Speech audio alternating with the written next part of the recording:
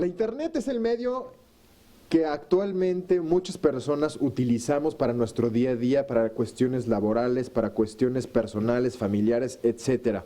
Pero a través de esto también podemos descubrir un lado oculto, y es donde tenemos que poner mucha atención. Y para eso, el día de hoy nos encontramos con el comisionado ciudadano Alejandro Torres Rogelio. Gracias, Alejandro, por recibirnos aquí en tu oficina. Al contrario, muchas gracias, bienvenidos.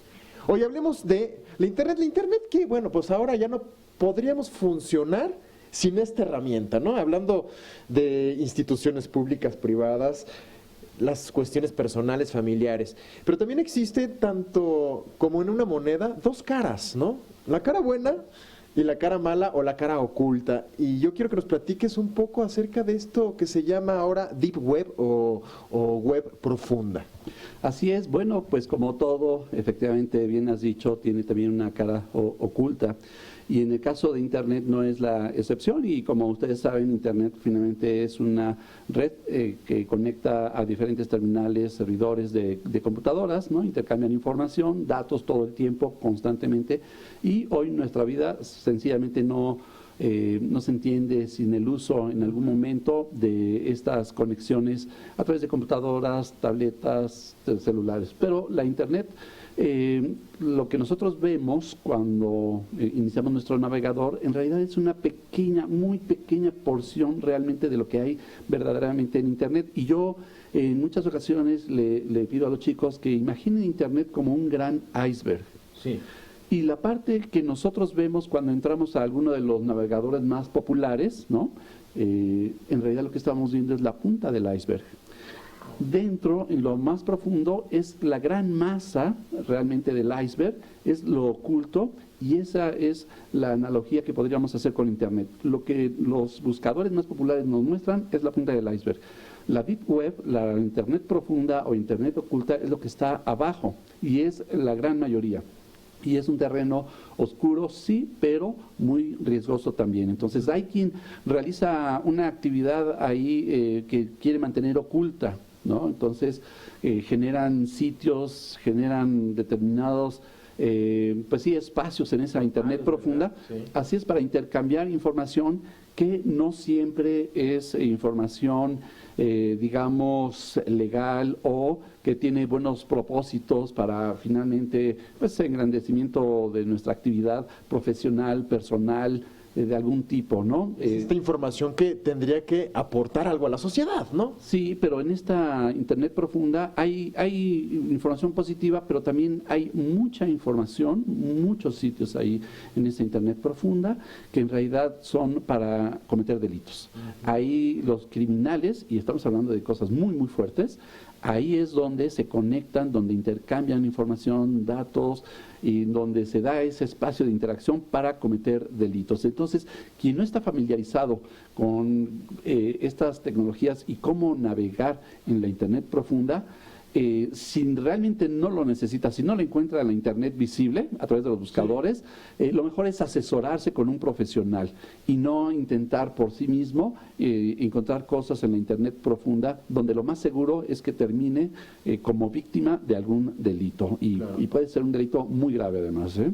Y ahí es donde entra también la responsabilidad de nosotros como adultos para educar y estar al pendiente de lo que, sobre todo los más pequeños de la casa, los chicos, pues qué es lo que buscan a través de la Internet, porque ellos podrían ser también los más vulnerables, ¿no? Es uno de los sectores más vulnerables, los menores de edad, los niños, y que además hay que tener en cuenta que tienen una gran curiosidad. La curiosidad en sí misma es muy sana, por supuesto, pero necesitan una guía. Entonces, la recomendación es no desprenderse de los hijos, platicar muchísimo con ellos, ser sus compañeros en esta experiencia con la cual se inician en relacionarse en Internet, y asesorarles también y advertirles también de los riesgos que hay en ello. Y bueno, también hay literatura muy accesible en un lenguaje muy sencillo para padres y también para jóvenes, en los cuales pueden informarse precisamente de los riesgos, o si buscan una información en particular, cómo encontrarla, pero en la Internet legal, en la Internet visible, vamos a decirlo así.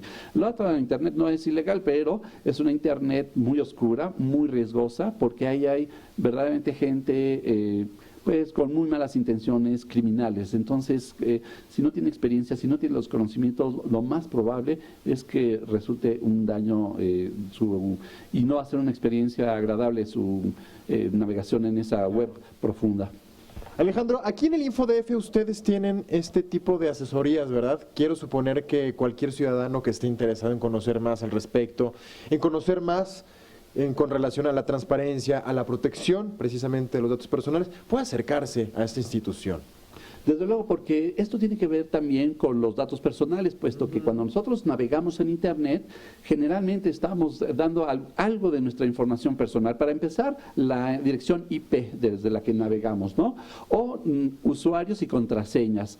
Y, en fin, una serie de información que vamos dejando en el camino. Y cada teclazo que damos en la computadora deja huella.